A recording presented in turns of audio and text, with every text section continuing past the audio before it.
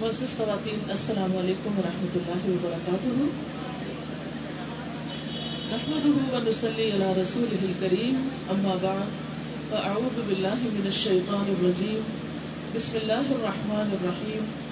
رب اشرح لی صدری ویسر لی امری واحلل عقدۃ من لسانی یفقہوا قولی۔ اللہ سبحانہ وتعالیٰ کا شکر ہے کہ اس نے آج ہمیں اپنے نام پر یہاں اکٹھا کیا۔ میری اللہ تعالیٰ سے دعا ہے کہ آج کی ہماری یہ محفل ہمارے حق میں حجت بنے، ہمیں اللہ سبحانہ و تعالیٰ سے اور قریب کر دے، اور ہمیں شیطان کے وسوسوں اور اس کی شر اور اس کی دشمنی سے محفوظ رکھے۔ اللہ سبحانہ و تعالیٰ ہمارا خالق ہے، جس نے ہمیں پیدا کیا اور پیدا کرنے کے بعد چھوڑ نہیں دیا، بلکہ ہمیں ہماری زندگی کا مقصد بھی بتایا، اور پھر زندگی میں پیش آنے والے مختلف طرح کے جو مرحلے ہیں ان پر مکمل رہنمائی عطا کی۔ قرآن مجید جیسی کتاب ہمارے پاس بھیجی، رسول اللہ صلی اللہ علیہ وسلم سے اس کتاب پر عمل کروا کے ہمیں ایک بہترین نمونہ عطا کیا، تاکہ ہم اپنی زندگی کو بہترین طریقے پر گزار سکیں، اور جب ہم اللہ سبحانہ وتعالیٰ کے پاس واپس جائیں اور اس سے ملاقات کریں تو ہم اس حال میں اس سے ملیں کہ وہ ہم سے راضی ہو جائے۔ دنیا میں جب ایک انسان آتا ہے تو جس خاندان میں بھی وہ آتا ہے اس کے لیے خوشی کا باعث ہوتا ہے، کیونکہ انسان اللہ سبحانہ وتعالیٰ کی بہترین تخلیق، جتنی بھی چیزیں اس دنیا میں پائی جاتی ہیں ان میں سب سے بہترین چیز انسان ہے، جس کو اللہ تعالیٰ نے عقل، شعور اور بولنے کی قوت سے نوازا ہے۔ اس کے بعد انسان جب ہوش سنبھالتا ہے، بڑا ہوتا ہے، بات چیت کرنے لگتا ہے، اپنے آس پاس کے لوگوں سے انٹریکٹ کرنے لگتا ہے، تو صرف ماں باپ نہیں اور بہت سے لوگ اس کی تربیت اور اس کے ذہنی رخ کے تعین کے لیے اس پر اثر انداز ہوتے ہیں۔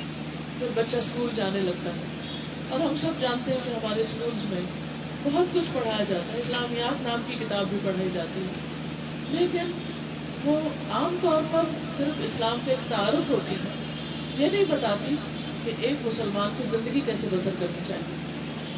بعض اوقات لوگ اسلامیات میں، اسلامک اسٹڈیز میں ماسٹرز تک کر لیتے ہیں، لیکن یہ نہیں جانتے کہ قرآن مجید میں کیا لکھا ہے۔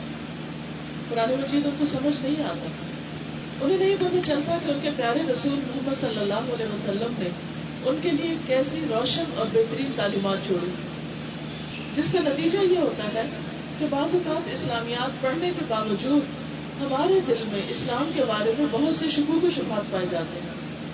اسلام کے بارے میں بعض اوقات بہت سی ہمارے دل کے اندر بے چینی پائی جاتی ہے، بہت سے ایسے وسوسے ہمارے دلوں میں گھر کر لیتے ہیں کہ بہت دفعہ ایسا ہوتا ہے کہ ہمارے دل کے اندر اسلامیات پڑھنے کے باوجود، قرآن مجید کی تلاوت کرنے کے باوجود، 5 وقت کی نماز پڑھنے کے باوجود، حج اور عمرہ کرنے کے باوجود اللہ سبحانہ وتعالیٰ پر وہ ایمان، یقین، توکل، اعتماد، اس کی طرف رجوع، اس کے لیے خشوع اور اس کے لیے دل کا پوری طرح جھکنا، یہ کیفیات ہمارے اندر پیدا نہیں ہوتی۔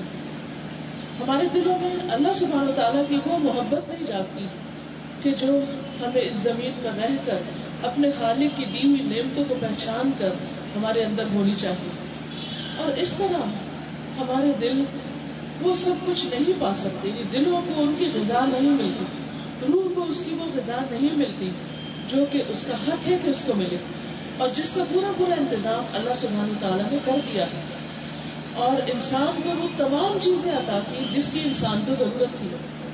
تو اس لیے اس بات کی شدت سے ضرورت محسوس کی جاتی ہے کہ ہر شخص کا قرآن مجید کے ذریعے اللہ سبحانہ وتعالیٰ کے ساتھ ایسا تعلق پیدا ہو جائے کہ وہ 1-on-1 بیس پر ڈائریکٹ، براہ راست اپنی ہر حاجت اپنے رب کے سامنے رکھ سکے، ہر معاملے میں، ہر دکھ سکھ میں، ہر تکلیف اور ہر پریشانی میں سب سے پہلا خیال ان کو اپنے رب کا آئے، کیونکہ زمین و آسمان کے سارے خزانے اس کے پاس ہیں، وہ ہر چیز پر پوری قدرت رکھتا ہے۔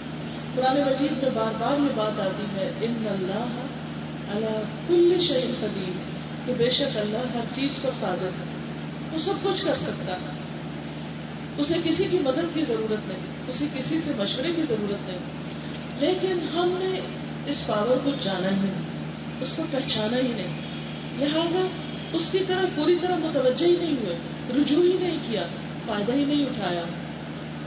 پھر آپ دیکھیے کہ زندگی کا یہ سفر انسان بچپن سے جوانی، جوانی سے بڑھاپے تک جس طرح بھی گزارتا چلا جاتا ہے، تو زندگی میں مختلف واقعات، حادثات اور پریشانیاں بھی انسان کو پیش آتی ہیں. جب انسان خوش ہوتا ہے، جب انسان پر اچھے دن ہوتے ہیں، تو وہ اللہ تعالیٰ کو یاد بھی کر لیتے ہیں، یا اللہ سبحانہ تعالیٰ کے بارے میں اس کے دل میں کوئی بدگمانی نہیں ہوتی، یا اس کے دین کے بارے میں اس کے اندر کوئی پریشانی نہیں ہوتی.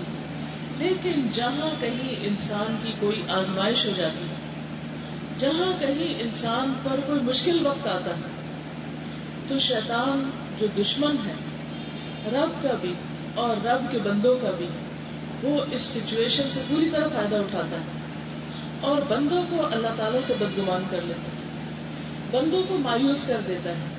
اور وہ کیا کہتا ہے کہ تمہاری نہیں سنی جائے گی، تمہاری دعا نہیں قبول ہوگی.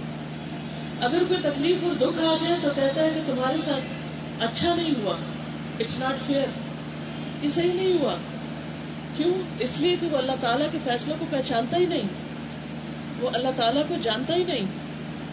اور اللہ کو جب کوئی شخص پہچانتا نہیں تو اس کے فیصلوں کو اور زندگی میں ہونے والے مختلف حالات، واقعات، حادثات کو اور ان کی وجوہات کو انسان جان ہی نہیں سکتا، پہچان ہی نہیں سکتا، جس کے نتیجے میں بعض اوقات انسان کی ڈائریکشن بدل جاتی.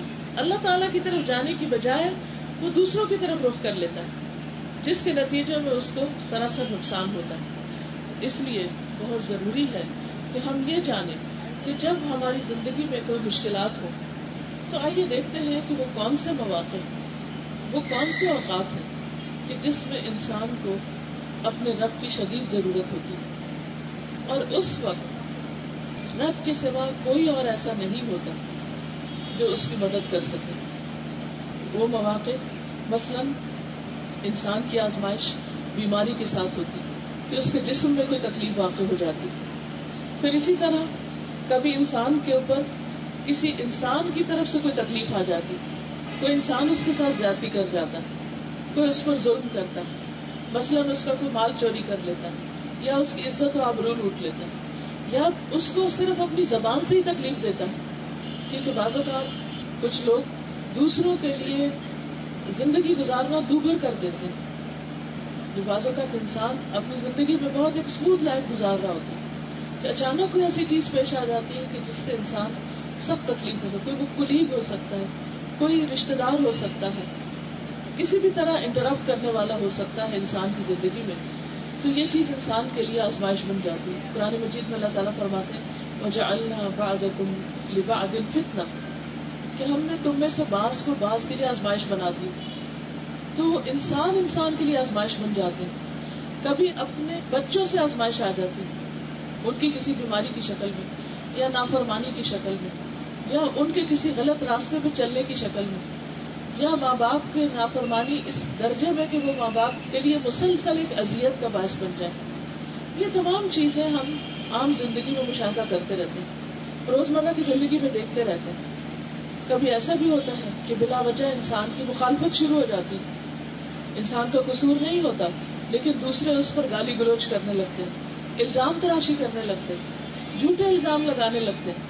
تو ایسے میں انسان پریشان ہو جاتا ہے اور بعض اوقات حوصلہ ہارنے لگتا ہے. پھر اسی طرح بعض اوقات انسان دوسروں کے ساتھ نیکی کرتا ہے، اچھا کرتا ہے، احسان کرتا ہے، اور وہ اس کا بدلہ بہت برا دیتے ہیں.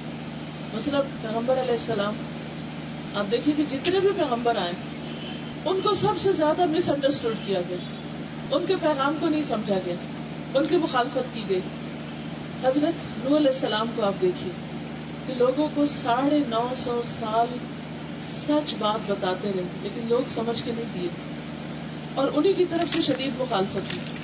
پھر اسی طرح بعد میں بھی آپ دیکھیے ابراہیم علیہ السلام، ان کے خاندان والوں نے ان کی کتنی شدید مخالفت کی، پوری قوم نے مخالفت کی، حالانکہ وہ ان سب کے خیر خواہ تھے، حتیٰ کہ ان کو آگ میں پھینک دیا گیا.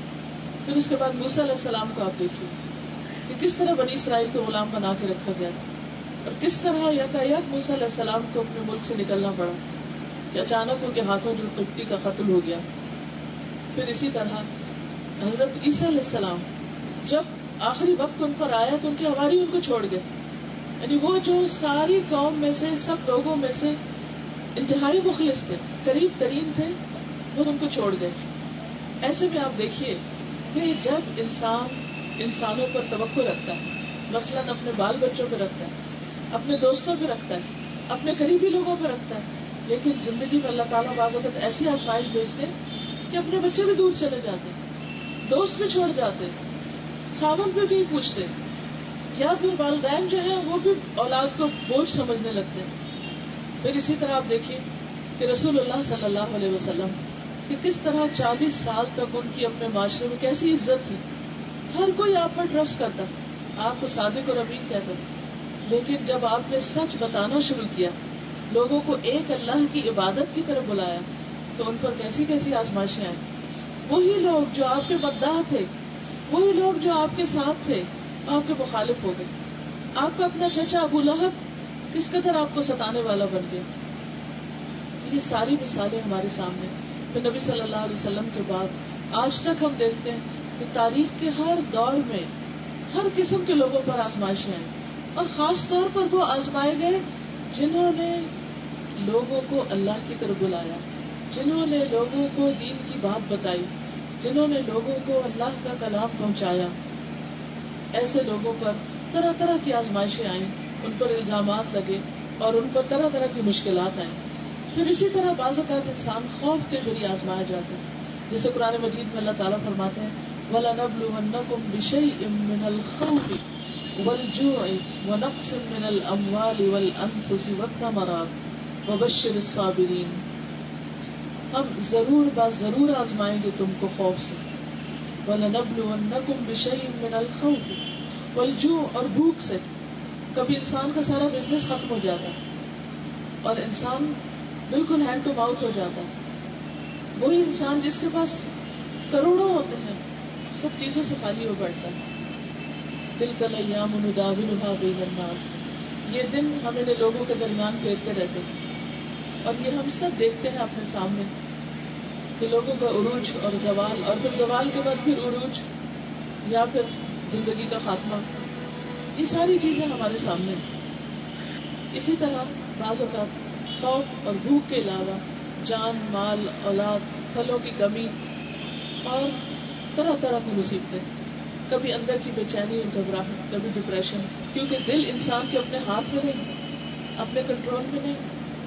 انسان کو پتہ بھی نہیں چلتا تو اچانک دل ڈوبنے لگتا, اچانک اداسی ہو جاتی. اچھے بھلے ہنستے کھیلتے ہر چیز کو انجوائے کرتے کرتے ایک دم ہر چیز روکھی پھیکی لگنے لگتی. یہ ساری کیفیات ان سے ہم گزرتے ہیں, ان کا تجربہ کرتے ہیں, ان کو لوگوں کے درمیان دیکھتے ہیں. بعض اوقات لوگوں کے اوپر ایسا خوف آ جاتا ہے کہ ان کو اپنا ملک چھوڑنا پڑ جاتا ہے, بڑی سے بڑی آزمائشیں آ جاتی ہیں. بعض اوقات حاسدوں سے واسطہ پڑتا ہے, دشمنوں سے, منافقوں سے, دو چہرے رکھنے والے لوگوں سے, کہ جو سامنے آپ کے کچھ ہوتے ہیں پیچھے آپ ہی کی جڑیں کاٹ رہے ہوتے ہیں. جیسے نبی صلی اللہ علیہ وسلم کو عبداللہ بن ابی سے واسطہ پیش آئے. پھر اسی طرح کبھی کسی قریبی رشتے دار کی گمشدگی یا اس کی وفات کا واقعہ پیش آ جاتا ہے تو وہ ہمیشہ کے لیے زندگی سے خالی ہو جاتا ہے, یعنی کہ رخصت ہو جاتا ہے. پھر اسی طرح کبھی انسان کے جذبات اور احساسات کو بہت شدید ٹھیس پہنچ جاتی ہے. یہ ساری آزمائشیں اور یہ ساری تکلیفیں انسان دیکھتا ہے. پھر کبھی کسی کی طرف سے خوف زدہ کرنے والی دھمکی آمیز باتیں سننی پڑتی. کبھی وہی چیزیں انسان کے لیے مصیبت بن جاتی ہیں جس میں اس کے لیے بہت بڑی راحت ہوتی ہے. پھر کبھی انسان کے اپنے گھر کے اندر ایسے لوگ ہوتے ہیں کہ جن کی طرف سے انسان کو شدید آزمائش کا سامنا کرنا پڑتا ہے, شدید تکلیف کا سامنا کرنا پڑتا ہے. ایسے میں ضروری ہے کہ ان تمام طرح کی تکلیفات اور ان سب قسم کی پریشانیوں اور مشکلات سے بچنے کے لیے ہمیں طریقہ آتا ہو کہ ہمیں کرنا کیا ہے, ایسے موقع پر کرنا کیا ہے. سب سے پہلی بات تو یہ کہ انسان کیا کرے کہ الذین اذا اصابتهم مصیبۃ قالوا انا للہ وانا الیہ راجعون. پہلا جملہ کسی بھی دکھ, تکلیف اور پریشانی کے موقع پر انسان کے منہ سے کیا نکلنا چاہیے؟ انا للہ, بے شک ہم اللہ کے لیے, اللہ نے بنایا اسی کے پاس واپس جانا. وَإِنَّا إِلَيْهِ رَاجِعُونَ, ہم اسی کی طرف لوٹ کر جانے والے, اسی کی طرف پلٹنے والے. جو شخص اس موقع پر اللہ کو یاد کر لیتا ہے اور اللہ کی طرف پلٹ آتا ہے اور اللہ کی طرف رجوع کر لیتا ہے, کیونکہ بالآخر تو اللہ ہی کے پاس جانا ہے نا, تو اللہ تعالیٰ کا وعدہ ہے اولئک علیہم صلوات من ربہم ورحمہ, ایسے لوگوں پر اپنے رب کی طرف سے نوازش ہے اور رب کی خاص رحمت ان پر نازل ہوتی. یعنی جس نے مشکل میں اپنے رب کو پکار لیا, رب کی طرف پلٹ گیا, اس کے لیے مشکل سے نکلنے کے راستے آسان ہو جائیں گے, کیونکہ مشکل کو آسان کرنے والا صرف وہی ہے. اسی کی طرف جائیں گے تو وہی راستہ دکھائے گا, وہی راستہ کھولے گا. لیکن اگر اس وقت کسی نے اللہ کو چھوڑ کر کوئی اور راستہ اختیار کیا, کسی اور طرف چل پڑا, تو سوائے بھٹکنے کے اور سوائے ہلاکت کے پھر کوئی اور راہ نہ ہوگی. اس لیے پہلی بات اور پہلا جملہ یہی منہ سے نکلنا چاہیے, انا للہ و انا الیہ راجعون, کیونکہ اللہ سبحانہ و تعالیٰ ایسا کرنے والوں کو بشارت دیتے. وبشر الصابرین, کیونکہ یہ صابرین ہی ہوتے, خود کو, اپنے جذبات کو, اپنے آپ کو کنٹرول کرنے والے لوگ, کہ جن کے اوپر جب مصیبت آتی ہے تو وہ اللہ کے دامن رحمت میں بنا لیتے ہیں اور وہ پکار پکار کے کہتے ہیں کہ یا اللہ تیرے سوا ہمارا کوئی نہیں, تو ہی اس مشکل سے ہمیں نجات دینے والا ہے. جیسا کہ ابراہیم علیہ السلام کو جب آگ میں پھینکا جا رہا تھا تو جبریل علیہ السلام ایک دم بیچ میں آئے, کہنے لگے کہ ابراہیم آپ بتائیے میں آپ کی کیا مدد کر سکتا ہوں.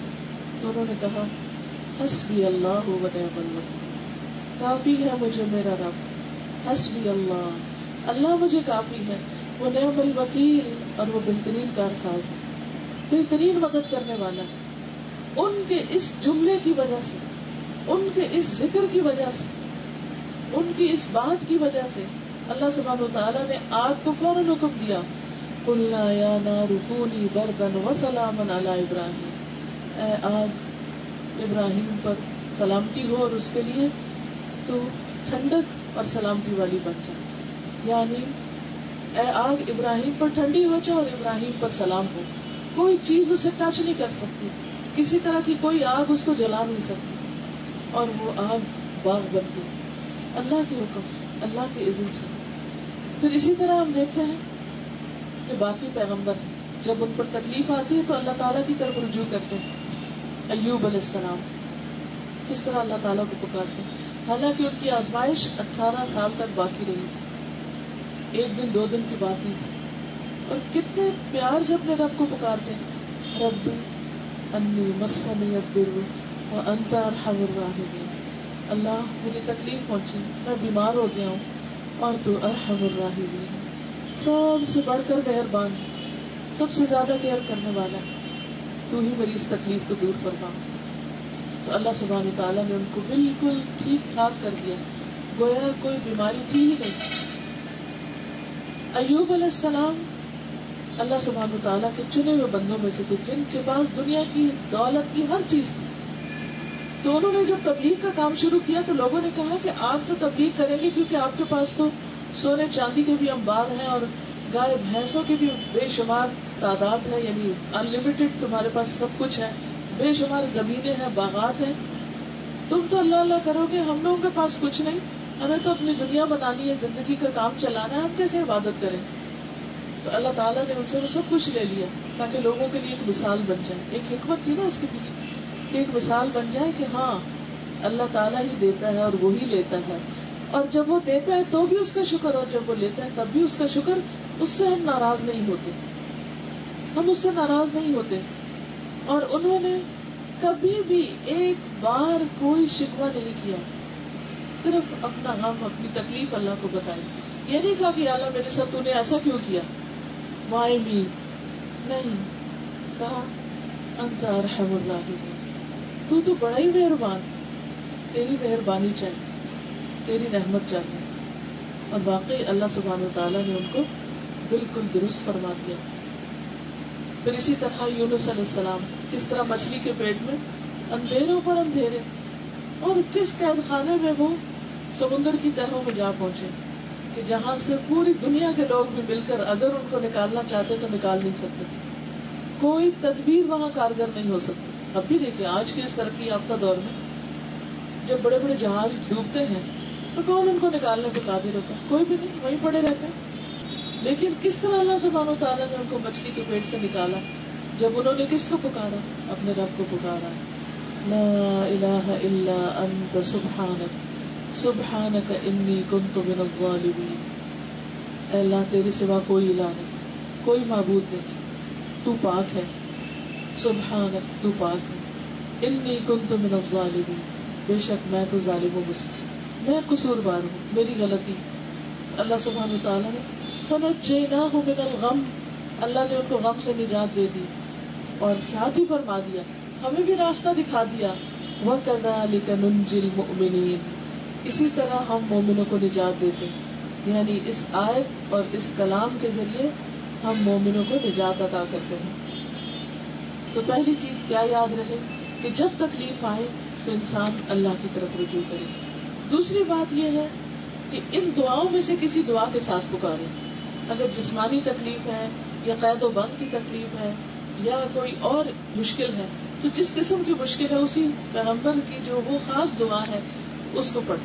بیماری ہے تو حضرت ایوب کی دعا پڑھ لیں, اگر کہیں کوئی رکاوٹ آ گئی ہے تو حضرت یونس کی دعا پڑھ لیں, اور اسی طرح باقی بھی. نبی صلی اللہ علیہ وسلم آپ دیکھیے کہ جب مکہ سے کفار پوری تیاری کے ساتھ جنگ بدر کے لیے آ گئے تو آپ کے پاس صرف 313 لوگ, 2 اونٹ تھے اور 7 گھوڑے تھے, اور بالکل اسلحہ بھی نہ ہونے کے برابر تھا, اور ہر طرف سے ایک خوف چھا گیا تھا.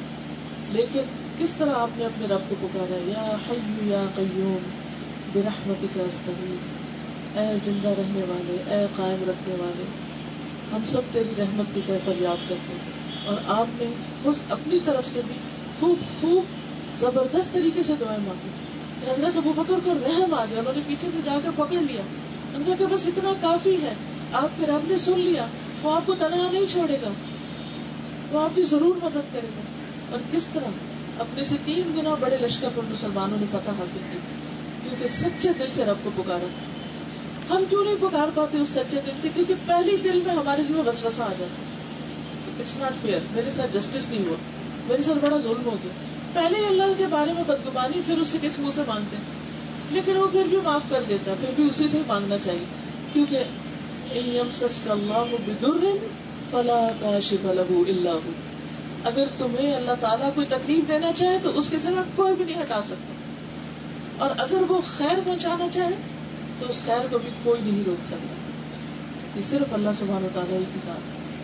تو اللہ کو پکارنے کے بعد, اس سے اچھا گمان رکھنے کے بعد انسان اگلی بات یہ سوچے کہ یہ جو کچھ بھی میرے ساتھ ہوا ہے اس کے پیچھے کوئی حکمت ہے, اس کی کوئی وجہ ہے, اور مجھے اگر نہیں معلوم وہ وجہ تو مجھے وہ معلوم کرنی چاہیے, تاکہ اللہ سبحانہ وتعالیٰ اپنے بندے کو اس تکلیف سے گزار کر جو سکھانا چاہتا ہے وہ میں سیکھ سکوں, جو عنایت کرنا چاہتا ہے. کیونکہ ان مال العسر یسرا ہوتا ہے, ہمارے دین میں یہ کہ تنگی کے ساتھ آسانی ہوتی ہے, تو انسان کو کچھ بھی پانے کے لیے تنگی سے گزرنا پڑتا ہے, لیکن ہم اس سے بچتے رہتے ہیں, اوائڈ کرتے رہتے ہیں, ہم اپنے لیے آسانیاں چاہتے ہیں. اور جب ہم آسانیوں کے پیچھے جاتے رہتے ہیں تو نتیجہ کیا ہوتا ہے کہ پھر اللہ سبحانہ وتعالیٰ پکڑ کے پھنساتے ہیں کہ ابھی تمہاری ترقی نہیں ہوئی, آگے جانے کے لیے امتحان ضروری ہے. دنیا میں بھی آپ دیکھیں کہ آپ بے شک اچھے سے اچھا ڈاکٹر بن جائیں, لیکن اگر آپ ترقی چاہتے ہیں تو پھر آپ کو امتحان میں بیٹھنا ہو, پھر مزید اس درجے میں پہنچے, پھر اگلا امتحان, پھر اگلا امتحان, پھر اگلا امتحان, ہر کچھ عرصے کے بعد امتحان. اچھے ڈاکٹرز کی زندگی کو آپ دیکھیں تو پوری کی پوری امتحانوں سے بھری ہوئی, لیکن اس کا ریوارڈ بھی آپ ان کو دیکھیں کس طرح ملتا ہے. ان کی جو عزت ہے یا ان کو جو دنیاوی فائدے ہیں وہ عام انسانوں کے مقابلے میں کہیں زیادہ ہے, کیونکہ ان کے اوپر مشقتیں زیادہ ہیں. تو یہ یاد رہے کہ اللہ سبحانہ وتعالیٰ جب کسی انسان پر کوئی آزمائش بھیجتا ہے تو وہ اس لیے نہیں ہوتا کہ اللہ تعالیٰ اس کو مشقت میں مبتلا کرے, وہ اس لیے ہوتا ہے کہ اللہ تعالیٰ اس کو نکھار دے اور اس کو پہلے سے بہتر بنا دے, پہلے سے بھی زیادہ اچھا کر دے. پھر اسی طرح یہ بھی انسان یاد رکھے اس وقت کہ میں اکیلا شخص نہیں ہوں اس دنیا میں جس پر امتحان آیا، وہ صرف میں نہیں ہوں جس پر آزمائش آئی ہے. یہ تو ایک دائمی سنت ہے. لقد خلقنا الانسان فی کبد، ہم نے انسان کو مشقت میں پیدا کیا. دنیا پھولوں کی سیج تو ہے نہیں، دنیا میں صرف راحتیں نہیں، دنیا میں تو بہت آزمائش ہے. تو امتحان تو ہوگا. آپ دیکھیے کہ اگر آپ اونٹ کی سواری کرنا چاہیں تو کوہان تو ہوگا. اگر آپ سمندر میں تیرنا چاہیں تو کشتی کو ہچکولے تو لگیں گے، جرکس تو لگیں گے. کسی بھی سفر پر روانہ ہو مشکلات تو آئیں گی. یہ تو ایک دائمی سنت ہے. تو انسان کو بجائے اس کے کہ مشکل آنے پر یہ مشکل پڑے کہ یہ کیوں آ گئی، یہ سوچ کے رکھنا چاہیے، یا آتے یہ کہنا چاہیے کہ یہ تو ہوگا، ایسا تو ہونا تھا. اس کے بغیر تو دنیا سے جا ہی نہیں سکتا کوئی. امیر ہو، غریب ہو، بچہ ہو، بوڑھا ہو، ہر شخص کو امتحان سے گزرنا ہے. کیونکہ اللہ تعالیٰ نے خود ہی بتا دیا قرآن مجید میں، وَلَنَبْلُوَنَّكُمْ بِشَيْءٍ مِّنَ الْخَوْفِ وَالْجُوعِ وَنَقْصٍ مِّنَ الْأَمْوَالِ وَالْأَنفُسِ وَالثَّمَرَاتِ، کہ ہم ضرور تم کو آزمائیں گے ان 5 چیزوں جن کو مصائب خمسہ کہتے ہیں. 5 مصیبتیں: خوف، بھوک، جان، مال، اولاد، پھلوں کی کمی. یہ سب چیزیں تو ہوگی. اور چونکہ یہ سنت ہے تو اللہ تعالیٰ قرآن پاک میں فرماتے ہیں وَلَن تَجِدَ لِسُنَّتِ اللَّهِ تَبْدِيلًا، تم اللہ کی سنت میں کوئی تبدیلی نہیں پاؤ گے، وہ چینج نہیں ہونے کی. اللہ تعالیٰ کا جو قانون ہے وہ ہو کر رہے گا. پھر اسی طرح اللہ سبحانہ وتعالیٰ نے ہماری تقدیر ہمارے پیدا ہونے سے پہلے کی لکھ رکھی. جب کوئی مشکل آئے تو یاد رکھیں کہ یہ تقدیر میں تھا، یہ ہونا تھا. اچھا، بعض اوقات کیا ہوتا ہے، شادی کسی ایسی جگہ ہو جاتی ہے کہ انسان بالکل خوش نہیں رہتا، تو انسان کہتے میرے ساتھ ہی کیوں ہوتا ہے. اللہ نے پہلے سے لکھ رکھا تھا یہ ہونا تھا، کیونکہ ہر انسان کی زندگی میں آزمائش کا کچھ حصہ ہے. کسی کا شادی کے ذریعے آیا، کسی کا شادی میں نہیں آیا، ہسبینڈ وائف کی بہت اچھی بنتی بچوں میں آ گیا. کسی کا بچوں میں نہیں آیا، مال میں آ گیا. کسی کا مال میں نہیں آیا، جان پہ آ گیا. کسی کا ان میں سے کسی چیز سے نہیں آیا، اور لوگوں باہر کے جو لوگ ہیں وہ نہیں چھوڑتے جان، ان کی طرف سے مشکل آ گئی. تو انسان یہ سوچے کہ یہ تو میرے پیدا ہونے سے پہلے ہی اللہ کو پتا تھا کہ یہ سب ہونے والا ہے، یہ تو آنا ہی تھا. پھر جو انسان کو نعمت ملنے والی ہوتی وہ بھی کسی اور کے پاس نہیں جاتی، اور جو مشکل آنے والی ہوتی وہ بھی اسی تک آتی. کچھ عرصہ پہلے ہماری ایک اسٹوڈنٹ تھی امریکہ میں، ٹیچر تھی بلکہ، تو آن لائن کلاس لیتی تھی. جمعے کا دن تھا، صبح صبح نہائی دھوئی، کلاس کر لیے، کمپیوٹر کھولا، سورۃ کہف لگائی، بیٹی کو اسکول چھوڑنا. تو جب تک اسٹوڈینٹس آ رہے تھے سورۃ کہف سن رہے تھے کیونکہ جمعے کا دن تھا. جب بیٹی کو چھوڑنے کے لیے گئی، آپ کو پتا نا امریکہ میں ہائی ویز 6-7 لائنیں ہوتی ہیں، وہ اپنی لین میں جا رہی تھی بالکل ٹھیک، اور یہ وہ راستہ جس پہ وہ روز جاتی تھی بیٹی کو چھوڑنے. بیٹی ساتھ بیٹھی ہوئی ہے. اتنے میں کیا ہوتا ہے، اپوزٹ سائڈ سے ایک ٹرک کا پہیہ کھلتا ہے اور اڑتا اڑتا اڑتا اس کی گاڑی کے عین اس جگہ گرتا ہے جہاں وہ ڈرائیو کر رہی تھی، اور آن دا اسپاٹ وہ فوت ہو جاتی. بیٹی کو خراش تک نہیں آتی. کہاں سے آئی؟ گھر میں کمپیوٹر کھلا ہے، اسٹوڈینٹس کلاس میں ہیں، تلاوت چل رہی ہے، ویٹ کر رہے ہیں کہ ٹیچر واپس آئے، اور اتنی دیر میں کیا ہو جاتا ہے، تقدیر سامنے آ جاتی. اب آپ دیکھیں کہ کتنی تیزی سے گاڑیاں جاری ہوتی ہیں نا، تو ایک لمحے کا ٹکراؤ ہوتا ہے، ایک لمحے کا، اور یہ پتہ ہی نہیں کسی کو چل سکا کیونکہ کوئی گاڑی ٹیسٹ کے بغیر سڑک پہ آتی نہیں. یہ پتہ ہی نہیں چل سکا کہ وہ پہیہ کھلا کیسے.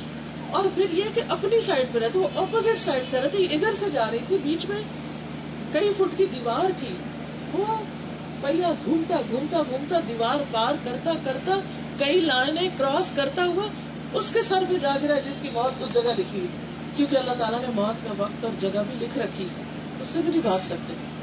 یہ سب کچھ تقدیر میں. تو جب کوئی تکلیف آئے تو سوچے یہ لکھا ہوا تھا. آپ مجھے کیا کریں، اس کو ایکسپٹ کرنا ہے. کچھ چیزیں آپ کو ایکسپٹ کرنی پڑتی ہیں کیونکہ آپ ان کو چینج نہیں کر سکتے. اگر آپ ایکسپٹ نہیں کریں گے تو کیا ہوگا، آپ اپنی جان کو کھاتے رہیں گے. وری وری وری. اچھا، ٹو مچ وری کرنے سے کیا ہوتا ہے، انسان کی انرجی ڈرین ہو جاتی ہے. جب انرجی ڈرین ہو جاتی ہے تو کسی کام کے قابل نہیں رہتا. جب وہ کوئی کام نہیں کر سکتا تو اس کے اوپر اور گلٹ اس کی اکٹھی ہوتی رہتی، حتیٰ کہ وہ اپنی جان کو خود کھا لیتا ہے اور ہلاکت میں پڑ جاتا ہے۔ اس کے برعکس انسان جب تکلیف ایکسپٹ کر لیتا ہے کہ یہ ہے، کوئی بیماری ہے کہ ایکسپٹ، ویسے کسی کو شوگر ہوگی، بلڈ پریشر ہو گیا، ہارٹ کی تکلیف، ایکسپٹ کر لیتا ہے انسان کے بس ہو گئی اب پھر کیا کرتا ہے؟ وہ روتا رہتا ہے مجھے کیوں شوگر ہوگی، مجھے کیوں سارا دن روئے شوگر کیوں ہوگی۔ نہیں، عقل مند انسان کیا کرتا ہے؟ سب سے پہلے ایکسپٹ کرتا ہے ہو گئی اب اس کا علاج کرنا، اب اس کے لیے پرہیز کرنا، اب اس کی دوا لینی، اب مجھے اس کے لیے کوئی ایسا طریقہ اختیار کرنا ہے کہ جس سے میں اس کا مقابلہ کر سکوں، کیونکہ یہ تو اب زندگی کا روگ لگ ہی گیا۔ آپ نے دیکھا ہوگا کہ کئی لوگ بچپن سے شوگر کے پیشنٹس ہوتے ہیں اور بڑے بڑے کارنامے کر جاتے ہیں، شدید بیماریوں میں بھی وہ اپنی زندگی کا سفر طے کرتے چلے جاتے ہیں۔ کیوں؟ اس لیے کہ یہ زندگی صرف ایک دفعہ ملی، یہ بڑی قیمتی چیز ہے۔ اگر یہاں اس کو ہم نے گوا دیا تو کل یہ دوبارہ نہیں ملے گی، کہ جو کام آج ہم نے نہیں کیے بیمار پڑ کے یا پھر پریشان ہو کے یا ہم بیکار ہو کے جو اپنے فرائض بھول کے نماز چھوڑ دی، صدقہ خیرات چھوڑ دیا اور اپنے بچوں کے فرائض چھوڑ دی، اگر آج یہ سب کچھ چھوڑ دیا تو کل دوبارہ یہ دن نہیں آئے گا۔ آج کا دن صرف آج آیا ہے، آج کرنے والے کام صرف آج کرنے، آج کے دن میں جتنی نیکی ہو سکتی ہے وہ صرف آج کرنی ہے مجھے۔ اس لیے تکلیف کو ایکسپٹ کرنا اور اس بات پر یقین رکھیں کہ ہر لمحے پہ اجر جمع ہو رہا ہے۔ سمجھے آپ کا، یعنی جو ہی کوئی تکلیف آئی نا تو آپ یوں امیجن کیا کریں کہ اللہ سبحانہ و تعالیٰ کے پاس ایک اکاؤنٹ کھل گیا ہے جس میں ہر لمحہ نیکی جمع ہو رہی۔ مثلاً ہم ذکر تو کسی وقت کرتے ہیں نا تو تب ہمارا اعمال نامہ حرکت میں آتا ہے، نماز دن میں 5 دفعہ پڑھتے ہیں، باقی کیا دنیا کے کام کاج کرتے رہتے ہیں۔ لیکن جس شخص کے دل کو کوئی روگ لگ جاتا ہے، کوئی تکلیف لگ جاتی، اس کا ایک مستقل اکاؤنٹ کھل جاتا ہے اور وہاں اس کے ٹرانسفر ہونے لگتے ہیں نیکی، کیونکہ مومن کو اگر ایک کانٹا بھی چبھتا ہے تو اس کے بدلے میں اس کے لیے اجر لکھا جاتا ہے۔ تو وہ کانٹا جو دل میں چبھ گیا ہے اور ہر وقت چبھا ہوا اور مستقل طور پہ لگ گیا جس سے باہر نہیں نکل سکتے، تو اس بات پر مطمئن رہیں کہ یہ آخرت میں میرے لیے بڑے اجر کا ذریعہ بن گیا۔ اللہ سبحانہ و تعالیٰ نے ہر بندے کا ایک مقام رکھا۔ کچھ لوگوں کے مقام بہت بلند ہوتے ہیں لیکن ان کا عمل اتنا نہیں ہوتا، کو بہت نیکیاں کرنے والے نہیں ہوتے، نمازیں بھی پوری روزے بھی کبھی کبھار، صدقہ خیرات بھی معمولی۔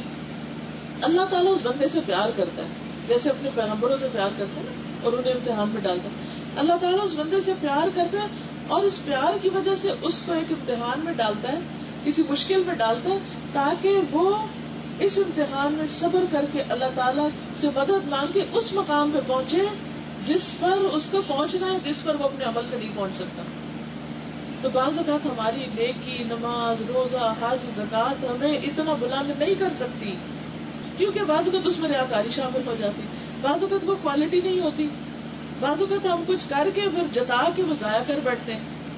اللہ سبحانہ تعالیٰ اپنے بندے پر ظلم نہیں کرتا، وہ جب آزمائش میں ڈالتا ہے تو بندے کے درجے بلند ہونے شروع ہوتے ہیں۔ قیامت کے دن ایسے لوگ جو دنیا میں دکھوں میں رہے اور انہوں نے صبر کیا، صبر شرط ہے، جب ان کو اجر ملے گا تو دوسرے لوگ ان پر نشر کریں گے اور تمنا کریں گے کاش دنیا میں ہماری کھالیں کینچیوں سے کاٹ دیتے لوگ، ہم صبر کرتے اور آج ہمیں بھی یہ اجر ملتا جو ان کو ملا۔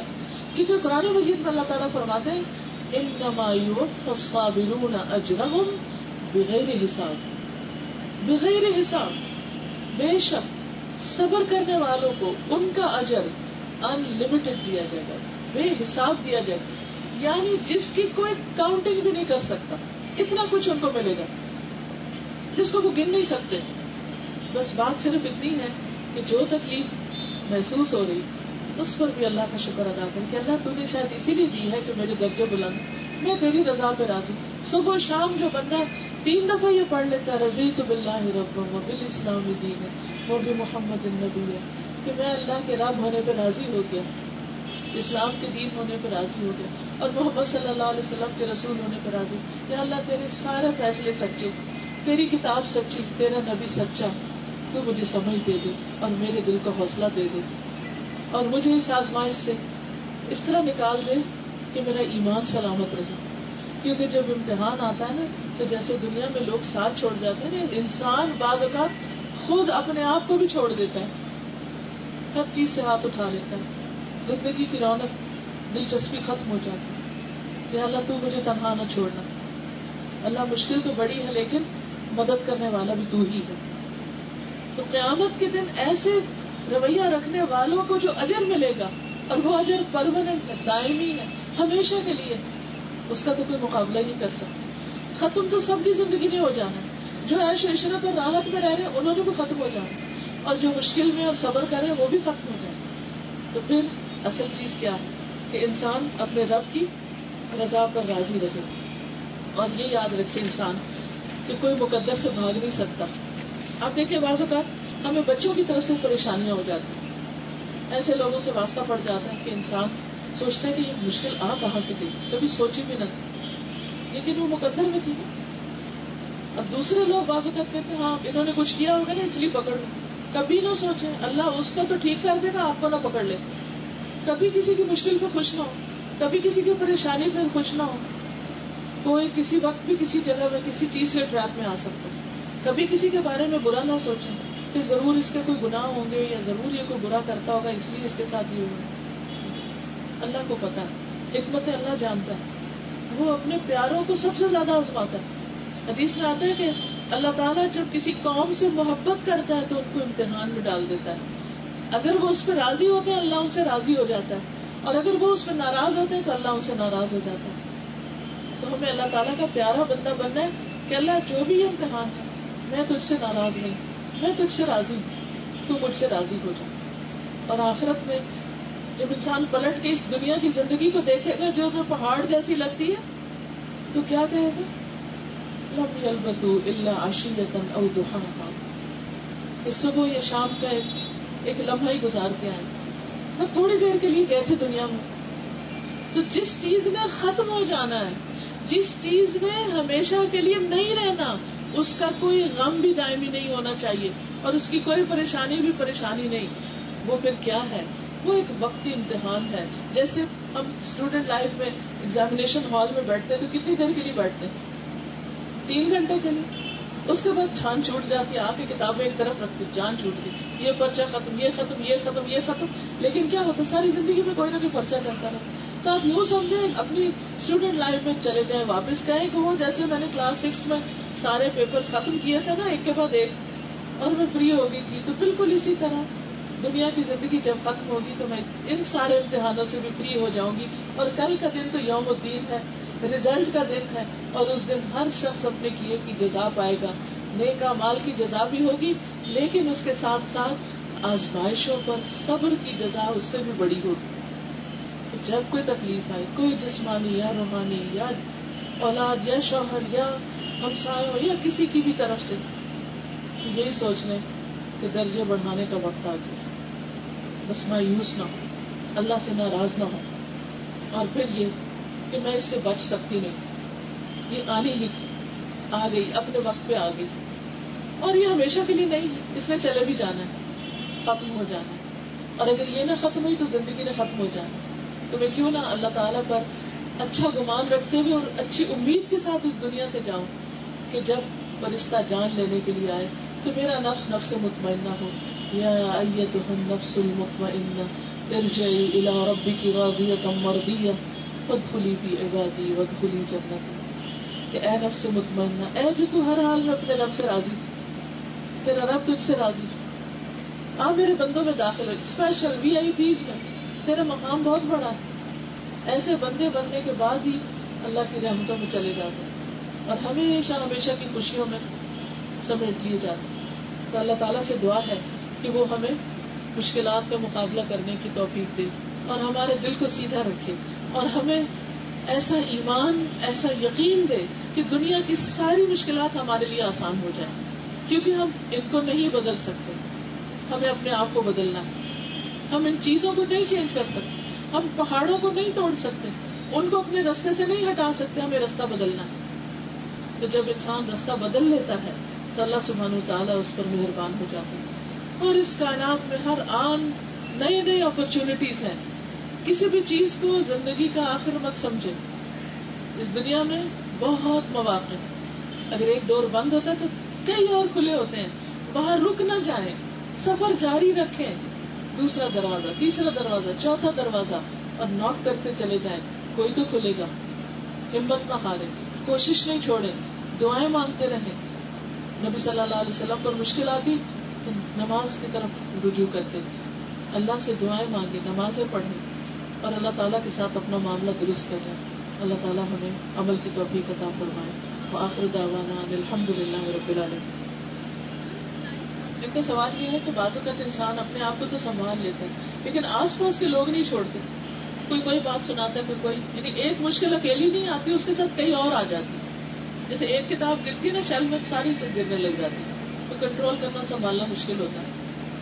تو یہ ایک حقیقت ہے. ایسی صورت میں انسان ضرور اچھی کمپنی اختیار کرے, اللہ کے ذکر کی مجلسوں میں بیٹھے, قرآن کی مجلس میں بیٹھے. آپ دیکھیں گے جیسے آپ کے اوپر کوئی فوار پڑ گئی, رحمت کی بارش برس گئی, اور آپ کا دل اچھا ہونے لگے گا.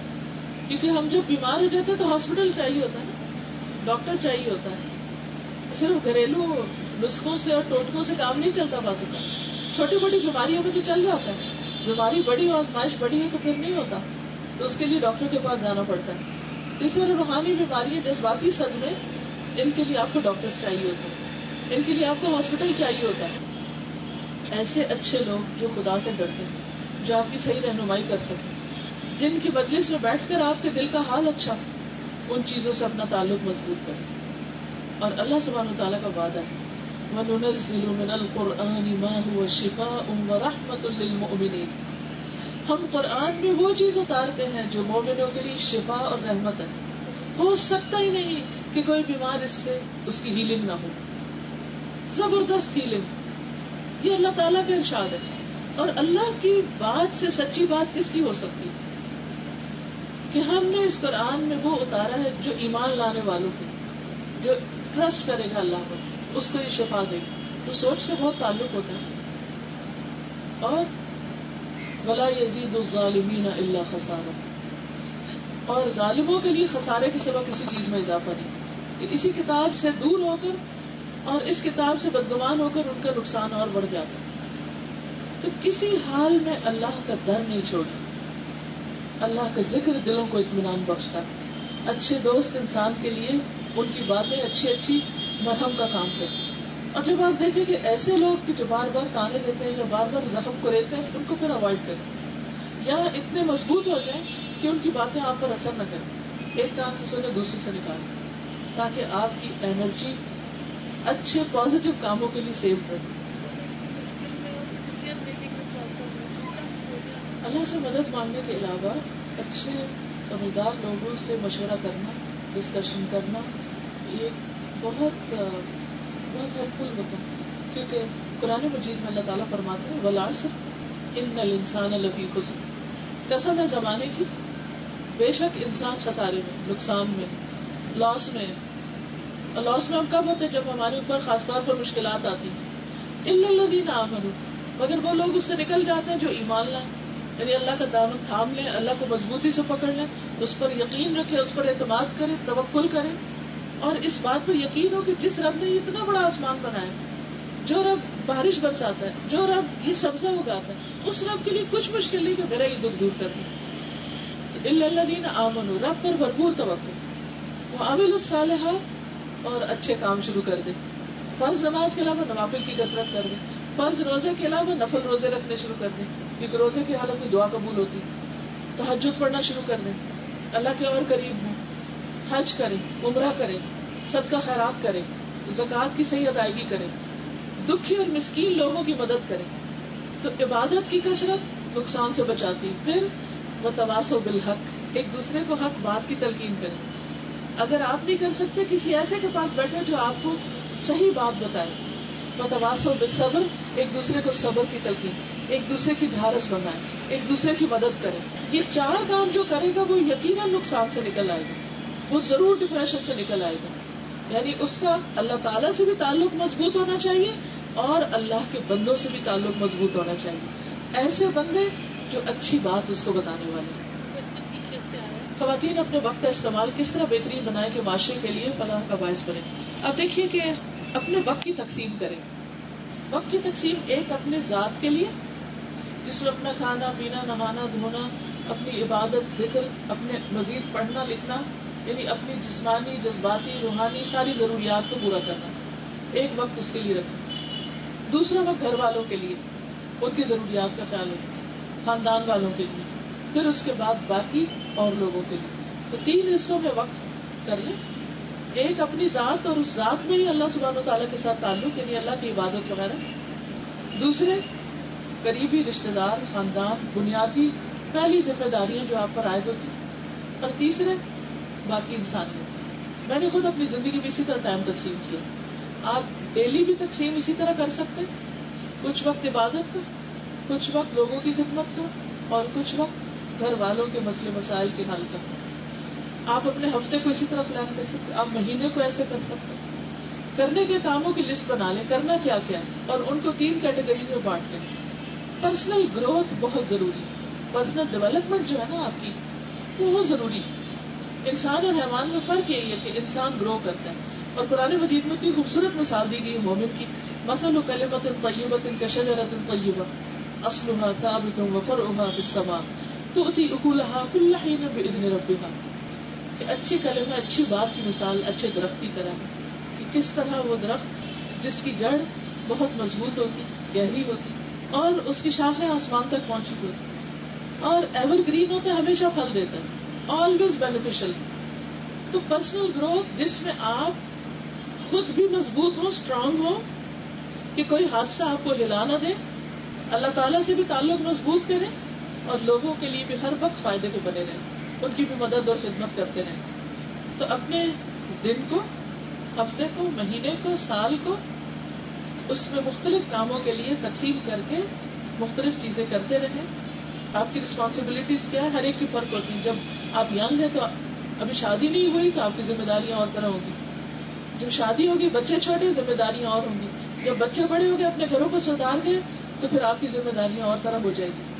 تو زندگی کے ہر موڑ پر یہ دیکھیں کہ آپ کی ضرورت کیا ہے اور اس وقت آپ کو کیا کرنا چاہیے، تو اس کے مطابق اپنی پلاننگ اور اپنی ٹائم ٹیبل چینج کرتے رہیں۔ کہ کسی نے ایک کوشچن بھیجا کہ اگر ہر چیز تقدیر میں لکھے تو پھر ہم دعا کیوں کرتے ہیں؟ کیونکہ وہ اللہ کا حکم ہے۔ اللہ تعالیٰ کو دعا بہت پسند ہے، اللہ تعالیٰ ہم سے چاہتے ہیں کہ ہم اس سے مانگیں، کیونکہ وہ دینے والا ہے، اور دینے سے اس کے خزانوں میں کمی نہیں آتی، اور وہ دعا جو ہے وہ ہمارے لیے سکون کا باعث بھی بنتی ہے۔ تقدیر کے بارے میں اگر اور کوئی سوال ہو تو آپ ایک کتاب دوائے شافی، اس میں بھی اس پر میں نے بات کی ہوئی ہے کہ اللہ سبحانہ تعالیٰ نے انسان کو تدبیر کا بھی موقع دیا ہے اور تقدیر بھی بنائی، یعنی انسان کو اختیار بھی دیا ہے اور اس کی لمٹس بھی رکھی۔ اسی طرح یہ بھی ہے کہ وہ لیکچر جو ہے الہدا کی ویب سائٹ پہ alhuda.pk.com ویب سائٹ پہ موجود ہے، اس پر آپ جا کر اپنی ضرورت کے مطابق جو سوال آپ کے ذہن میں آئے اس پر آپ کو مختلف قسم کے ٹاپکس مل جائیں گے، تو انشاءاللہ آپ کی قرآن و سنت کی روشنی میں کافی تسلی ہوگی۔ پھر اسی طرح یہ ہے کہ ہم سب کو اپنے دلوں کی صفائی کے لیے مسلسل کوشش کرنی، اگر ہم نے نہ کی اور جس حال میں موت آ گئی تو دل ادھر ہی سیل ہو جائیں گے، اسی حال میں قبر میں رہیں گے، اسی حال میں قیامت کے دن اٹھیں گے۔ تو یہ جو میں نے آیت پڑھی تھی نا، یا ایتھا النفس المطمئنہ، اے نفس مطمئنہ، یہ ہمارا ٹارگٹ ہونا چاہیے، اور اس کے لیے ضروری ہے کہ ہم نمبر 1 اللہ کے شکر گزار رہیں، تکلیفوں پہ صبر کرنے والے ہوں اور اللہ سے اچھا گمان رکھنے والے ہوں، اللہ سے ناراض نہ ہوں۔ پھر اس کے ساتھ یہ ہے کہ لوگوں سے بھی حسن ظن رکھیں، لوگوں کی زیادتیوں کو معاف کر دیں، دوسروں کی طرف سے اپنا دل صاف کر لیں، اور جو اچھائی یا خیر خواہی کسی کے ساتھ ہو سکتی ہے وہ ہم کرتے رہیں۔ اور یہ ہمارا کسی پر احسان نہیں ہوگا، یہ ہمارا خود اپنے آپ پر احسان ہوگا، کیونکہ سب کا بینیفٹ ہمیں خود ملنے والا ہے۔ تو اللہ تعالیٰ ہمیں اس کی توفیق عطا فرمائے۔ کیا آرٹیفیشل انگوٹھی پہن کے نماز پڑھ سکتے ہیں، اور کچھ لوگ دوسروں کو بہت تنگ کرتے ہیں، اس میں کوئی شک نہیں۔ جب ان پر مشکل آتی ہے تو بے اختیار خوشی ہوتی ہے کہ انجام کو پہنچے، قدرتی ری ایکشن اگر ہو بھی تو اس کو نہ چہرے پہ آنے دے نہ زبان پہ آنے دے، کنٹرول کرے، کیونکہ اللہ راضی نہیں ہوتا کسی کی تکلیف میں خوش ہونے سے۔ تو یہ قدرتی بات ہے، یہ تو بچپن میں آپ نے دیکھا ہوگا نا کہ بچے جو آپس میں لڑ رہے ہوتے تو اگر کسی بچے کو مار کے رلا دے تو پھر وہ خوش ہونے لگتے ہیں کہ ہم نے بدلہ لے لیا، تو قدرتی بات ہے۔ لیکن نہ زبان پر اور نہ چہرے پر، دل میں آئے تو کہ اللہ تو مجھے معاف کر دے، اللہ مجھے اس آزمائش سے بچانا ہے جس میں تو نے دوسرے کو پکڑ لیا ہو، لیکن خوش نہ ہو. کہتے نا دشمن مرے تھے خوش نہ ہوئیے، سجنا بھی مت جانا، کیونکہ ہر ایک پر یہ وقت آنے والے ہیں. اگر کوئی ایک مشکل میں آ گئے تو دوسرے پہ بھی آنے والی ہے، تو اس لیے کسی پر خوش نہ ہو. سبحان اللہ والحمد للہ ولا الہ الا اللہ واللہ اکبر ولا حول ولا قوة الا باللہ العلی العظیم. اللہم صلی علی محمد وعلی آل محمد كما صلیت علی ابراہیم وعلی آل ابراہیم انک حمید مجید. اللہم بارک علی محمد وعلی آل محمد كما بارکت علی ابراہیم وعلی آل ابراہیم انک حمید مجید. ربنا آتنا فی الدنیا حسنة وفی الآخرة حسنة وقنا عذاب النار. ربنا لا تزغ قلوبنا بعد إذ هديتنا وهب لنا من لدنك رحمة إنك أنت الوهاب. ربنا هب لنا من أزواجنا وذرياتنا قرة أعين وجعلنا للمتقين إماما. اللہ پاک جو کچھ ہم نے پڑھا ہے سنا ہے تو اسے ہمارے دلوں میں اتار دے، ہمارے عمل میں تبدیلی پیدا کر دے. یا اللہ ہمارے دلوں کو قلب سلیم بنا دے، اپنا پسندیدہ بنا دے. اللہ جو بھی تکلیفیں زندگی میں مشکلات ہیں چھوٹی یا بڑی، ہمیں ان پر صبر کی توفیق دے اور ہمارے ایمان کی سلامتی کے ساتھ ہمیں ان مشکلات سے نکال. یا اللہ سب دکھی لوگوں کے دکھ دور فرما. اللہ جو کوئی جس بھی تکلیف پریشانی غم میں مبتلا ہے اللہ اس کا غم دور کر دے. اللہ تو ہمیں اپنی طرف رجوع کرنے کی توفیق دے یا رب العالمین. یا ارحم الراحمین تو ہمارے بچوں کو نیک ہدایت دے، ہمارے شوہروں کو نیک ہدایت دے. یا اللہ ہمیں ہر طرح کے حاسدوں اور دشمنوں سے محفوظ رکھ اور ہمیں اپنی عافیت عطا فرما. اللہ تو ہمارا خاتمہ ایمان پر کرنا، مرتے وقت کلمہ لا الہ الا اللہ محمد الرسول اللہ نصیب فرمانا. یا رب العالمین ہماری قبروں کو روشن کر دینا. اللہ ہمارا حساب آسان کر دینا. اللہ جنت الفردوس میں جگہ عطا فرمانا. یا رب العالمین تو ہمیں اپنا دیدار نصیب فرمانا. یا اللہ تو ہمیں اپنا قرب نصیب فرما، اپنے پیارے بندوں میں شامل کر لے. یا اللہ تو ہمارے ایمان کو سلامت رکھنا. اللہ ہمیں دوسروں کو خیر خواہ بنا دے. اپنے تکلیف میں جو مخلوق ہے اللہ ہمیں ان کی تکلیفیں دور کرنے کی توفیق عطا فرما. اللہ ہمیں دوسروں کے لیے خوشی خیر اور بھلائی کا سبب بنا دے. ربنا تقبل منا. اللہ جو دنیا سے جا چکے ہیں فوت ہو چکے ہیں ان کی بخشش فرما دے. یا اللہ تو ہم سب کو معاف فرما دے. اس گھر پر اپنی خیر و برکت نازل فرما. جتنی بہنیں آئی ہیں ان سب کے دلوں کی دعائیں قبول فرما. یا اللہ تو ہم سب پر اپنی رحمت نازل فرما. ربنا تقبل منا انك انت السميع العليم وتب علينا انك انت التواب الرحيم. وصلى الله تعالى على خير خلقه محمد وعلى آله واصحابه واهل بيته اجمعين برحمتك يا ارحم الراحمين. اللهم سبحانك اللهم وبحمدك اشهد ان لا اله الا انت استغفرك واتوب اليك.